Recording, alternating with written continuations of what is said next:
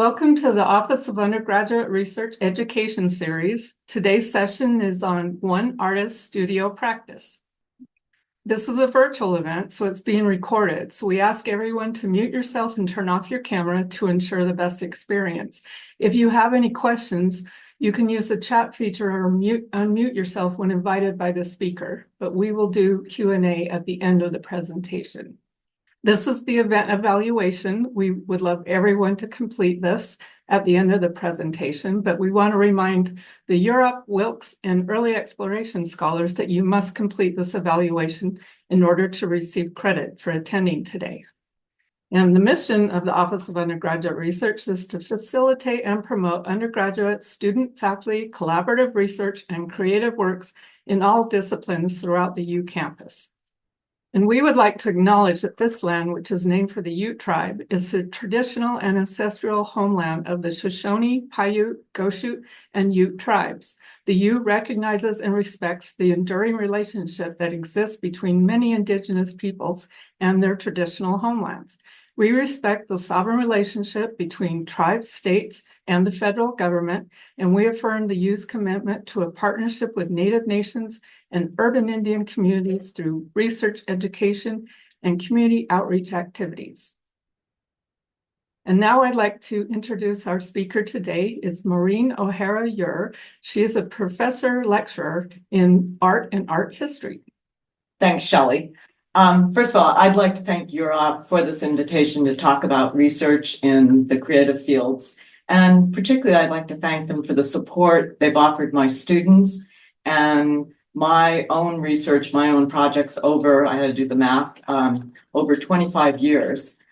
Two of the folks in the audience right now are current studio assistants involved in their own research. I'm going to show many slides, and I think there almost isn't a slide I'm showing you that hasn't involved in some way the hand of an undergraduate research opportunity program student, and these have been in major and minor ways. When most of you, perhaps, when you think about research, you think about a scientist in a lab in a white coat. And really, if I was going to be frank, my artist friends who live and work off campus, it isn't a word that comes up a lot, but we are doing research when we're following a train of thought, trying out an idea, failing, whatever is called success in art, succeeding, pulling an idea off. It's a process. And in this academic context, I'll talk about how I've had to describe my work in a way, in part initially, frankly, to get funding, and then how this has ended up being really important to me as an artist. And I might model that for other folks, those of you undergraduates in the arts and humanities. Most of my meaningful, or not most, but many of my meaningful relationships on campus in Salt Lake are with scientists. So I want you as an undergraduate to not get into this false dichotomy that either, oh, I'm a chemist, I don't have anything to do with artists, or I'm an artist, I was bad in math, so how can I speak to these people? That life is meant to be richer than that. And I'll encourage you, to get out of whatever building you're in now, particularly you upper division students, and make good use of this community and the richness and the complexity of it. I can only advocate for that. I'm going to show dozens of paintings from the last, as I realized, 25 years. And most of these are from various solo shows over the years. So where I have the opportunity to have a space and I'm the person who's being featured, and all artists love that best as opposed to group shows. I will at the end mention a faculty show that's going on right now at the Utah Museum of Fine Arts on campus, free with your U card. And you can see a selection of work. You can see two of the pieces I'm going to show, as well as from dozens of art faculty. And I encourage you to do that. And that show will be up through early January. I'm really going to focus on sketchbooks. So when I show you a slide, I'll hold this up, show and tell. I have a series of boxes of these of handmade sketchbooks where I've asked a Europe student to my specifications to learn how to make a book for me, and I get the paper that I want, the size that I want. And this started with the first project that I'm going to talk about. This is all going to be pretty informal. I told Shelley I'm not crazy about the idea of chat, of being expected to look, listen, write, formulate a question, but the chat will be there at the end. And then I also have some questions that some of you submitted ahead of time that I'll be able to address, the ones that seem relevant. So I hope that works okay.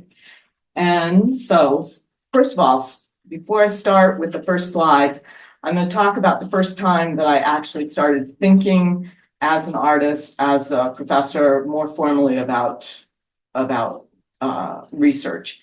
And going back to ancient history, 2002, the university shut down. They started in January, then shut down to host the 2002 Olympics. So it was this big hole in the middle of the semester. A professor in the architecture department tapped me on the shoulder and said, you know, at your rank, you can now ask for research money.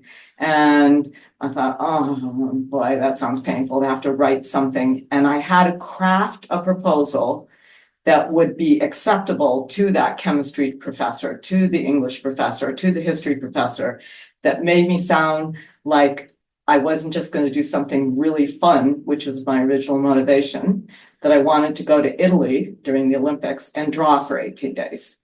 And so I started off with this sort of, yeah, I can spin this line and get this money. And it ended up being a really helpful process to give me a roadmap. And when it was all over 2.5 years later, I thought, wow, I did what I said. I'm going to have these sketchbooks. I'm going to go draw on site and draw in the hotel at nighttime. And then I'm going to come back to the university and I'm going to do some images. And then we're going to have etchings. A student helped make etchings from my drawings. And then I'm going to hand color the etchings and I'm going to put it in a book, an artist book. And I was almost surprised that I pulled this off. So I've done several large projects like that since then. So travel is really central to my practice, starting with that Italy experience. I now travel a lot. I hadn't traveled a lot, as I always tell my students. I wasn't someone who grew up, flying off to Europe all the time. But it's been, in the last many years, vital to my development as an artist. I'm going to give you a reading, just a short paragraph from the travel writer Pico Iyer. And I just love how cogent as a writer, Iyer is able to talk about this. If every journey makes us wiser about the world, it also returns us to a kind of childhood. In alien parts, we speak more simply in our own or some other language, move more freely, unencumbered by the histories we carry around at home, and look more excitedly with eyes of wonder. And if every trip worth taking is both a tragedy and a comedy, rich with melodrama and farce, it is also at its heart a love story. So this is a page, not the first page that I drew in Italy. I took with me 5 handmade books, again, made by a student assistant to my specifications. And the first 3 or 4 pages of this sketchbook are horrible. I was so excited. I knew people were going to be looking at this project. I had a lot of performance anxiety, and they were really awkward. At this point in Rome, I found myself relaxing and just drawing and writing notes. If you look at the lower right-hand corner, that's a postcard or a photograph, I can't remember which, from a 17th century monk's crypt, like a place where they buried the monks. And I thought it was just great. This is in Rome. You can go down below street level and see where the art major monks, they had all these bones left over from dead monks, even, centuries before. And they thought, what can we do with these? And they made designs all over the ceilings, set them into the plaster. And I thought this was amazing. And then had little shrines. So I would write in Italian, which I do not speak. I do have Latin, but what you are now, we used to be. What we are now, you will be. So they were warning all of us, you're all going to die.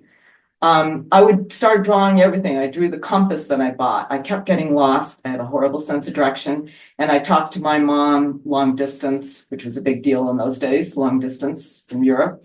And she said, why don't you go buy a compass? I said, what a dumb idea. And it actually has been very helpful.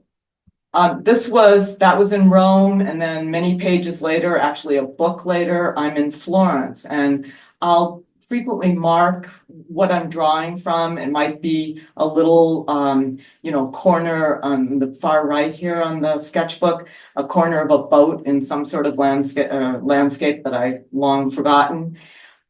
Much of this page ended up in the final book, ended up in a formal copperplate etching that was printed over at the art department by Justin Diggle and my student assistant, Jennifer Sorensen. And then I hand colored the edition. So it was hand bound and hand colored and exists now in fancy libraries. Devils, I love devils, love anything that's dramatic. Drawing off of tombstones. And I can see where, I'm going to make it up. So maybe day 6, day 7, I'm drawing better. I teach drawing. So I know how to draw. I was not the student. I didn't do an undergraduate, by the way, in studio art. I was not the student who thought, oh, this is really easy to draw. But by the time that I'm drawing that horse from a painting, probably from a nativity, I'm pretty relaxed and unselfconscious when people in the museum might be stopping and watching me. And this medieval thing down at the bottom is stonework, and that ended up being in the book. And the only thing I changed about it in the book is I put a money bag in the hand of the central figure, and that symbolized the grant money I got from the university. Also ended up in the book. I know a whole lot about art history between parochial school education and doing a quickie degree here in art history. And so I'm very comfortable with European art history at different periods, but I kept running in I believe it was Siena, with this, tradition of the infant Jesus holding a bird. And it always looked like, don't hold that bird quite so tightly. I presume it's supposed to be the Holy Ghost. And landscapes. And I would go back at night watching the Olympics on TV, by the way, and watercolor. I'd watercolor on the plane going home. Venice, don't let anybody tell you Venice is a tourist trap and not to go there. It's amazing. So, and I've been there now several times. This is from a subsequent trip, I think. In Italy, and I can be kind of cheap. I'm good with a nickel, and because I want to save money for travel. But I was in this church, and it was an empty church. It was wintertime. I think it was in January.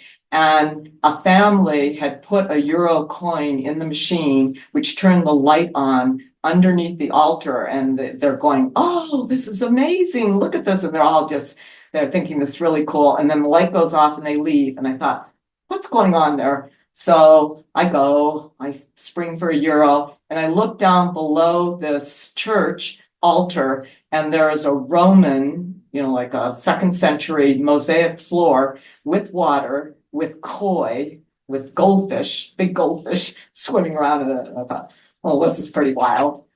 There's also, I'm merging this, there are paintings of this period where fish are gobbling up body parts, and I thought that was kind of cool. And this is an idea that even looking at it now, I think, man, I've forgotten to use that. And I'll go back probably and it'll make an appearance in some painting later. Later did a project collaborating with my friend and now collaborator of over 30 years, Katie Coles, she's in the English department of Poet. And we had a project on Byzantine art. This was years later, where one of the sites that I visited was Ravenna, also got to Turkey. And I'm very interested in trees.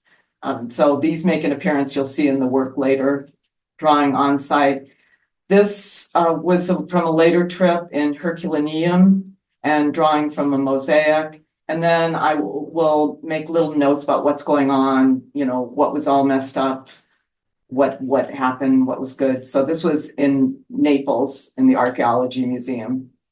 This was a mosaic from Herculaneum. And then I remember, what was great, and in traveling, any of you who have traveled, there's everything, there's always chaos. Subsequent trip, being able, again, going back to Italy, probably I've gone to Italy more than any place except for Ireland. And, going and drawing, in this case, I was the passenger in the car with my late husband, and, making notes and who we met and how great that fish was and all of that. So these are diaristic. They aren't meant to be seen in public.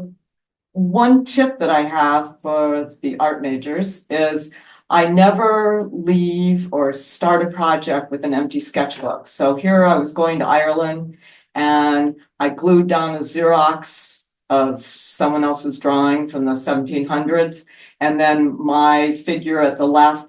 And then in the center, you see a character from the Book of Kells, one of the earliest illustrated manuscripts that one sees in Dublin. And so I'll stick different things to get over the tyranny of the blank page. Anybody from the humanities knows about the tyranny of the blank page, where there you are, or the blank screen in your case, and just thinking like, so I always have something going. So there's that character. We can go back a slide. And that character from the Book of Kells, and then go forward to a painting. So I'm going to show you more paintings that resulted from some of these ideas. So I've lifted this medieval character by an artist in Ireland, and then I've configured it in my own painting. I'm going to show you paintings of different size. Many of these are small-ish, maybe, I don't know, 20 inches long in this case, and they are all on panel, and I'll talk about why I've come to favor that. In the far middle right is a prehistoric dolmen, a cemetery or a funerary place where the Irish, the predecessors to the Irish, would bury their dead. And then it's mostly just made up. Nothing has to be true as fact. This piece also has Irish in the word. This is called Luck of the Irish, also on panel. And I'm someone who will use my personal narratives and put them in paintings that sometimes what they're talking about is something horrible, and I'm a horrible personal experience. I'm putting them in a painting that someone else might find frivolous, which is fine with me. So in a way, these are secrets that aren't necessarily shared with the audience, except when I want to on a talk like this. So this painting is called Luck of the Irish. There's an Irish boat. This is a known form from medieval Ireland. And then if you look closely, there's a figure falling out of the boat. That's the Jonah figure, and about to be swallowed by the whale figure. We're going to see more whales today. The boat is being struck by lightning. And then over to the left, I was working on this right after 9/11. And this is a plane crashing into the iceberg. And I was working on this painting. This is about a death of my brother under very traumatic circumstances. My husband and I were going to Pack Creek in Moab, and I had just delivered a show to Finch Lane, and Lincoln said, "I've invited Patrick," my little brother, and I go, "Oh, okay. And I just thought, oh no, 2 dogs in the car, the skis, my brother talking in my ear. Let's take 2 cars. So we went in one car and Patrick went in another car. And this memorializes something that is not contained within the painting, but is our stopping at an accident en route to Moab, not realizing it was Patrick's car, but then continuing on Pack Creek and finding out he had died there. Another duck painting, but I won't get into it. So this is called Leaving Home, so a relative of that Irish boat. And this panel has probably been in 3 or 4 different shows with parts change about it. and the image and the title and the paint and where things are changing. You can look, say, in the top, middle, slightly left. There's a history, there's a bird, and there might be other birds underneath it. But when something comes back from a show, these panels with gesso on them, I often will get out an electric sander and just start taking stuff off and frequently just wreck the painting. In other cases, I find new things and then go forward. So I know that this painting has been in different shows with some elements, water, birds, but different birds changed from one show to the next. Back to sketchbooks and back to Scotland, and I don't know if any of this is Ireland, it's all Scotland. In driving, I never drive, I'll never drive in Europe, but when my husband would drive, I almost got so that this would be early days with a digital camera where I didn't need the camera and I could freeze all those blackbirds that are in Ireland and Scotland and scribble them as we were driving that I got. So I was seeing very efficiently. In this case, a mountain, a piece of landscape has a Celtic knot on it. So this might be an idea that then when I get back to the studio, I use in a painting. Up on the left side, there's a scarecrow. I love the idea that scarecrows and haystacks look different in different countries. They're looking less different. Certainly the haystacks with technology, but I like the differences, and that's what gets my mind going. This is one of the large paintings I'll show. This is 6 feet long by 4 feet high. And this is about an experience that we had on top of a mountain in Ireland. And some of the things that one does and that turn out just fine, you think, oh, maybe that wasn't a good idea. But there was one of these medieval burial sites, and there was a tunnel, and no one's around or anything. There's no lawyers put up a fence around it or something. And my husband crawled into this medieval tomb and we were exploring it. Turned out okay. And then looking out at what was water, but I can't go to a photograph of that landscape and say, oh, clearly that shape is accurate to the shape in Ireland. It's more of a feeling of that experience being on top of the mountain. More Irish. This is called Family Tree, also on panel. One of the smaller works. It's maybe about 30 inches tall. And if you look down in the bottom, there are all these skeletal figures. And then again, there are a couple, if you look, at the left, couple figures from the Book of Kells related to those early abstractions, and then a bunch of spooky faces. And it's just about our history and those who are still here and those who are the basis of our being here. But then it's just about color and line and shape. So the very favorite, most fancy research project I did that the university helped fund was I was able to go to India and explore India for 18 days. And this is me on the plane. First of all, a Europe student made this sketchbook and had this nice marbled paper. Amber Heaton worked over at Book Arts. I know there's some people in the audience from Book Arts. And she made these beautiful sketchbooks. So I'm on this very long trip and I am excited. So this is me drawing. And I filled 2 books in 18 days, most of it at nighttime in the hotel. Well, all of it at nighttime in the hotel. I would be intrigued by things, just that the smell of Delhi. I have very fond feelings of the smell of dung and smog in Delhi. This was from an Indian miniature, and I was traveling with a guide. I wanted to do this so badly. I didn't let myself to think about how badly this could have turned out if it didn't work out. But there was a 26-year-old guy hired to waltz me around India. And it was great. I'll never have this travel experience again. But when things went wrong, and it's India, lots of things went wrong, I would just sort of stand aside and things would be fixed. The rip in my luggage, I did a homestay that was it didn't work. There were feral dogs barking all night and I didn't want to stay there the next night. So I didn't have to deal with any of that. The guide would take care of it. It was just me and the guide. So in a Indian miniature that I bought in a market, there was this character, which he said was a magician that had this fabulous hat.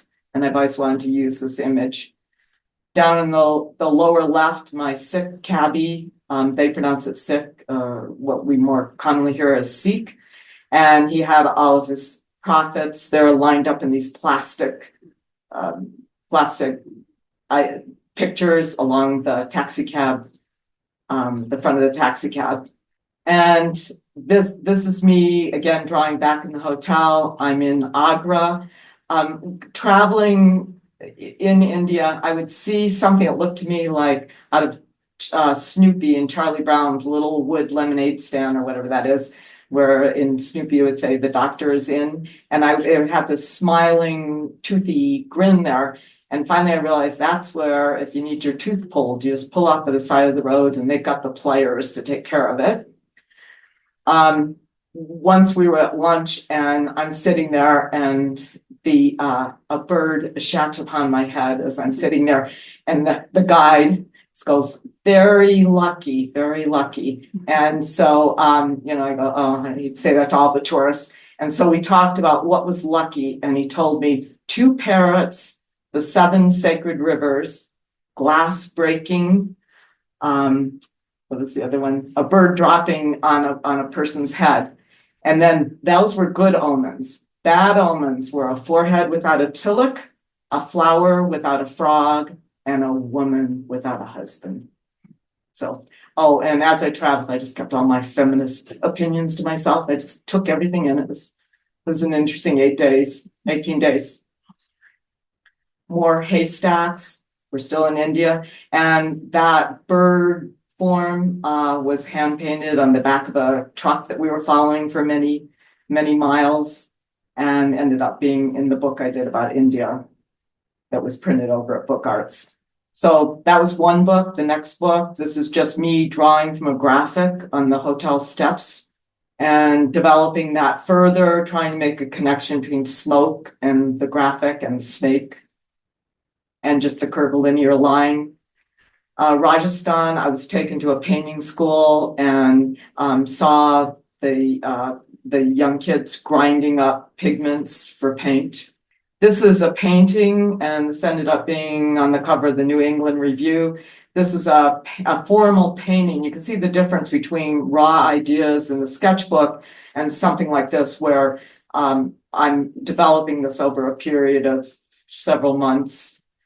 From the India sketchbooks, I will make notes to myself, and somewhere here it says, this looks wrong, but it's not wrong. I was walking through with my guide through a park like Liberty Park on a Sunday. It was fascinating. It was just like Liberty Park, except there were scary monkeys all around the garbage cans.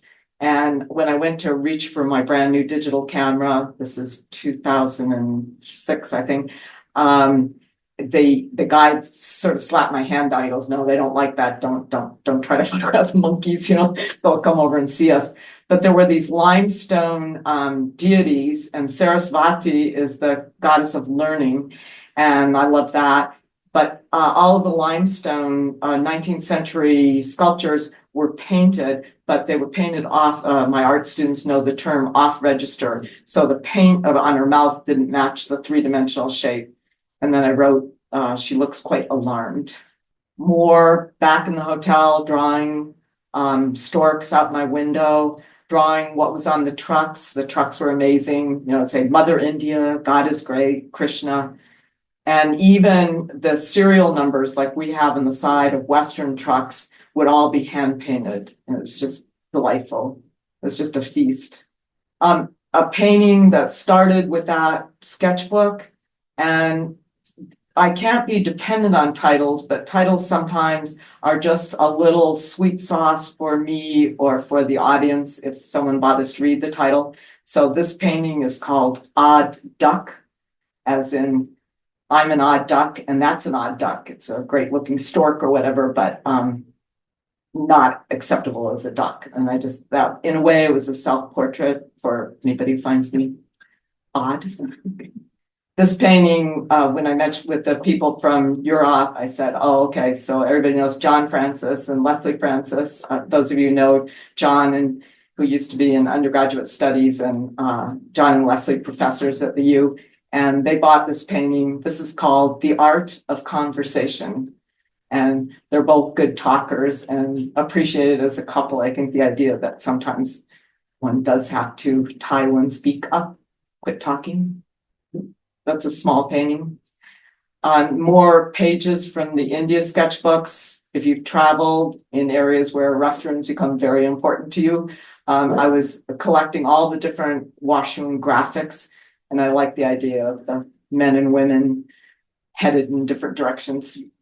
And again, more pages. So all of this work was done within 18 days, in it, mostly in the evening, and then on the plane coming and going, in most cases going. But it was just an incredibly intense period. I like to joke with my students, I tried really hard. Someone took a photograph of me up on an elephant. And before I left for India, my friend, who at that time had a travel agency specializing in Asia and Southeast Asia in Salt Lake before it went belly up during COVID, he said, do you want to go on an elephant ride? And, as he's planning the trip, I go, oh, how Teresa. But it actually was really a fascinating experience. But I tried to draw myself, and then I just finally just cut out the Xerox and stuck myself on. It's not a good drawing. And I think it's important that art students or people in any field know that you're not always going to hit it. So not all of my, the majority of my sketchbook pages are domestic. So I'm not, always on the road. In this case, maybe I was on the road in Mendocino, but I'm always working in sketchbooks. It doesn't have to be a fancy trip. So, and if I was ever going to lose something, I'd be more upset about losing my sketchbook than a painting. So for whatever reason, I've become obsessed with various water creatures. And this painting I've worked on off and on. This has been in different shows and different guises. And this is the most recent one. So you saw the whale in Luck of the Irish. You're going to see more water creatures and mammals.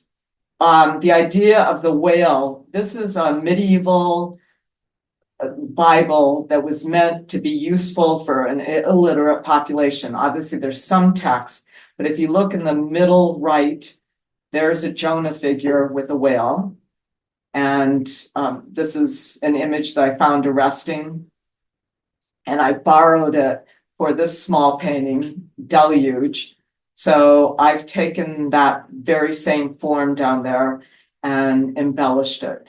Here we have, I like the idea of this whale figure, but I'm not held to reality or to logic. And if you see, the water doesn't extend on this, particularly on the right side beyond the tree, that this is just because I wanted it this way, not because of what truth says.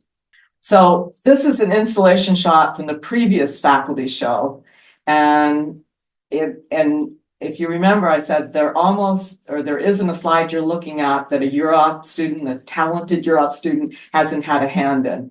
And in this case, these are two paintings of mine. One on the wall is you could call it a fantasy landscape. That's a little bit of a cliche, just a made up landscape called The Middle of Nowhere. And there's a two-sided painting, which I'm going to take you through right here on a pedestal. And I described what I wanted to do to my Europe student, Chris Clark, who's now become a dear friend. And he made this possible. As I travel for years, I was shooting pictures in museums of how a museum that had a double-sided image, like they had a Van Gogh on one side of the canvas and a Van Gogh on the other, they want to get maximum visibility out of this, and how different museums handled this. So I gave these shots to my student and said, can you please construct something so I can have a two-sided painting? So this was the other side. The piece as a whole is called Endangered Species. A related image, this is called In Plain Sight, and it's not true. One of my friends is a very famous whale scientist on this campus, and Vicky Roundtree, a few of you in the biology may know Vicky, and I don't know how much it bugs the scientist when I just draw something wrong, but it's kind of a self-portrait. It's called In Plain Sight, and in a way, it's about keeping my head down, in part in my job in academia, or in the art world. It's being slightly hidden. This is a painting called A New World Bestiary, or as my collaborator Katie Coles calls it, bestiary. And this is a shaped painting, so it's on a panel and shaped like that, and has these different creatures. When I travel, I'll take snapshots, as we all do. This is in Rome, and it's a fresco that's been installed in a museum, but it dates from Roman times, from the House of Livia. And how will I be affected by the color or the shapes or just a stimuli in not always an obvious way if I don't show you the source material? So I regard this as a comment on that experience. This is another, except for the shape, I cut this out many years ago. It was laying around the studio, and then one day I thought, oh, I can use that. So if we go back to the House of Livia, it's not a direct quote, but there's an influencer. And then more sketchbooks and being influenced by art high and low. So this is a picture of either Etna or Vesuvius. I can never keep straight. Been in that part of the world a number of times. And then this became a 6-foot long by 4-foot high painting that actually owed something to, obviously, the notion of volcanic art, which we all find exciting, or volcanic events. This actually started with a watercolor from the 19th century, where off the coast of Sicily, an island emerged overnight. And so I was looking at a watercolor, and then that stimulated this work on panel. By the way, a piece like this and everything you've seen on panel is really, really flat, because I want to always be able to change my mind. I want to put on more paint, or as often as not, take off paint. So if you look at the explosion in the top half of this, I've gone in there with an electric sander and just, eviscerated part of the image. And that shows you in close up. This is another Europe-made sketchbook, gave me this, and going to New York. And then I always start off with the date. And this was a sketchbook starting after I had hung a one-person show at Finch Lane. And this is me drawing from an Indian miniature at the Metropolitan Museum. And sometimes I'll find a color. This is a color of a green wall in India out of the front page of the New York Times. And every time I look at it, I go, this ascetic looking green, how can I mix this? And I haven't pulled it off yet. Drawing from gardens. And then how does an image like that in my sketchbook become, this is a large panel piece. Each segment of this is 3 feet long, maybe almost 4 feet long. And then this was mounted in a corner in an installation. So the viewer would stand there and be enveloped by this. So this would be another 4-foot long painting, and just being provoked by various garden shapes and then making everything up. Another 6-foot long painting. The bigger paintings, once they're hung in my house, tend not to move. So this has been about the couch for many years.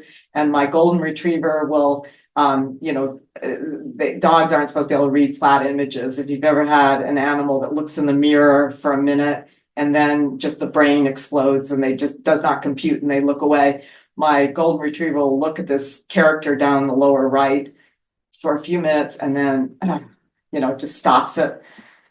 On the horizon line, that character up there is a wolf that I borrowed straight away from a Spanish medieval apocalypse document. Detail shows you a lot of the sanding away, and again, very, very flat paintings. So people love textural, oopy goopy paint. including some of my students. This isn't going to be what appeals to them. More New York Metropolitan Museum and MoMA sketches, and doing things like playing around with the Xerox machine, cutting out a form, bending it, and then seeing what I can do with it. And that led to this painting on panel. And this is, I've done a number of images about pacifism, scary things, and my impotent response as an artist in society. And so I'm that sock pocket, I'm not that wolf. This piece was political. This was overtly political. This is called On Pacifism. And I've used the lamb, which was borrowed from Byzantine mosaics. And it is facing this totally irrational wolf character with its eyes gouged out. And I was working on this during the war in Iraq. And a quieter, easier to love painting. This is called Stranger and Stranger. And we have the wolf facing one way and the lamb the other. This is a small painting. This is a painting about collaboration. And I've collaborated for, as I said, for over 35 years with Catherine Coles, and she owns this painting. And, I said it's passing the fish back and forth when she has an idea for an image or I have an idea for words. We influence one another. And I said, I'm not sure who's the big person with the fish, the big beast with the fish, but it's probably Katie, not me. This is a piece called Sorrow. And again, we have the volcano thing. I finished this and titled this piece. It was the last piece I titled before my husband was diagnosed suddenly with cancer. So I had no reason why I titled it Sorrow, but it's come to mean that experience of that 4 months between that point and his death. This is the character here in this painting started with a mosaic, I believe, and I've used this character in a number of ways. That's a small painting, and it became, with the help of a wonderful Europe student, a laser cut. So if we go back, the student created a digital file of my drawing, and then I flipped it around. I was someplace, I believe it was in Turkey, and I'm not sure if Paul Stout is here, one of my former chairs. I get an email saying that my student broke the laser cutter. That was a tense time. So, but this idea of where you make a file and the machine does the cutting rather than with a scroll saw. More influence from Byzantine art and the COVID period. So things get a little nutty and more diaristic in my sketchbooks. And those of you who were in Salt Lake, right after COVID, right after shutdown, there was an earthquake and a major windstorm. I mean, it was just, and I had a big emergency room accident. I mean, just, there was crazy times. And so that's reflected in the energy in the sketchbooks. And this is a COVID landscape. And then May 2020, I was supposed to be sailing off to Spain on a project that the university funded. So that didn't happen. So 2 years later, and I've gone back with 3 trips and just done a book, just published a book about Spain. And so we'll go through these more quickly. And that's a painting from those different images. Guernica, Picasso's Guernica, some more amazing painting than I knew till I saw it in real life. And that worked its way into a painting. So I painted Picasso's Guernica in my painting with a silhouette of myself looking at that painting. And that's a page from the book, the new book. So obviously I'm taking snapshots and then sketching at night or on the plane or on the train. And then months later with work, that becomes this image. This is about being lost, trying to find where I am. This character, I bought a book in 2007 of Romanesque frescoes in Leon, Spain. And it took me until last year to get to be there and to actually see the frescoes. So this is a shot from the book, and that character became these twin characters on a painting and a page in the book. And this piece is over in the faculty show right now. Again, a Europe student, or actually a Europe student's dad, cut this shape out. If my life depended upon it, I could not pull this off. This is a piece of wood, and this is called The Middle Ages, and you can see that at UMFA now. A piece from my last solo show, Bedtime Story.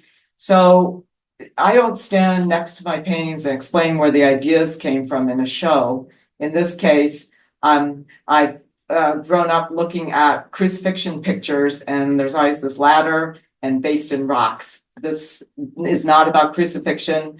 It's a bedtime story. It's about that movement from day to night. And my most recent trip, I was in Paris drawing in May. And again, much of this has been done on the plane on the way back. Because unlike India, where I was stuck in my hotel at nighttime, in Paris, I was out experiencing things. And this painting is the other piece in the faculty show. This is called Trouble in Mind. So in this case, our water creatures are these sharks circling around in this vertical landscape. And this was a painting from the summer about climate change called My World on Fire. And is the last image I'm going to show, and just tell you if you want to see the images you've just seen, almost all of them are on my website, and they're available to be seen, some of them, at Phillips Gallery. And I hope in January, if you even remember this talk, if you see publicity for a solo show, there will be a show of new work, including some of the Spain work in January. Well, if anybody has any questions, you can put them in the chat or unmute yourself. I have one question from a registrant. How can one balance creativity and structure in a project? I got this question ahead of time, and I said, let's see, it's related to the one of how do you create at all. But I wrote, when I saw that question, I said, this is a personality question. And we all have, we sprung from the womb, and we probably are pretty consistent. What somebody said about us at age 3. So some of you in this audience are on the flaky side of things. You're, anything goes, and creativity is not your problem. And some of you are on the rigid side of things and are more conservative and need to feel safe.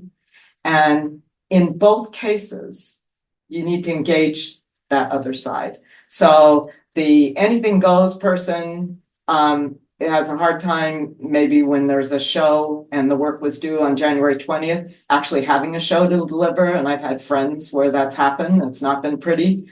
And then on the alternative side, if you are so rigid and you want to be successful and want to do it right, whether you're talking in class or later in your career, whatever field that career is, if you're not willing to risk, it will be hard to do meaningful work. So both of us need to play to what is not our strength. Okay. We have one question in the chat. What is your primary steps of process for your works? Well, the sketchbooks underlie everything. There isn't, I'll say, when I've talked about the fact that I've done these major projects which the university has funded, when I started off and I said, I did this just to sound official, really, I would have just gone to Italy and sort of made everything up. But instead, it ended up giving me, I use the word roadmap, that in being creative, it provided a structure. I said, okay, 5 nights Rome, 4 nights Siena. I planned out not just an itinerary, but how I was going to use the time, what I was going to do when I got back, what was going to be the process with the sketchbook. So having at least a loosey-goosey structure. But other than that, I just go to work every day and I walk in and what's on the table, I just start working and I stay at work even when nothing particularly magical is happening. Okay, we have another question in the chat, and they say, I'm a biology student that is wholly unfamiliar with a lot of art or artists. How do collaborations work between biologists and artists when biology seems so analytical and not visually creative? And how can I do undergraduate research, incorporate more principles from artists into scientific work? Well, I love the biologists on campus. They're they're terrific. So, well, we could go back pre-photography to the 19th century, and if you were a biology student, or if I were an art student in another era, we would know another language. You would know how to draw adequately well. We would probably play a musical instrument. And think about how have we allowed ourselves to get into these, I hate the word silo, it's so overdone, but in these slots and into saying, oh, well, I couldn't possibly do that. I think, and I have had people in biology, John Seeger, some of you know him, MacArthur Genius Grant on our campus, has asked me to teach drawing, but the time that he was willing to give it to me for biology students, it just wasn't going to work. I needed more time than that. But using something that you're not good at to increase your powers of observation. When you go to the lab, whatever, if you've got something that is big enough to see it, try sketching it. Try sketching more. And for those artists out there, read more science, become more conversant in science. Can only help. Well, thank you, Maureen. If nobody has any more questions, we will move to the end. I want to remind everybody about the event evaluation. I'm putting it in the chat again. Please, the Europe Wilkes and Early Exploration Scholars, please complete this in order to receive credit for today. And I just want to remind everybody about the Office of Undergraduate Research. We're in the SIL Center, which is across the parking lot from the Union. Our website is our.utah.edu, and you can email us at our@utah.edu. And thank you again, Professor O'Hara. We truly appreciate this. It was a new view on research. Thanks to all of you.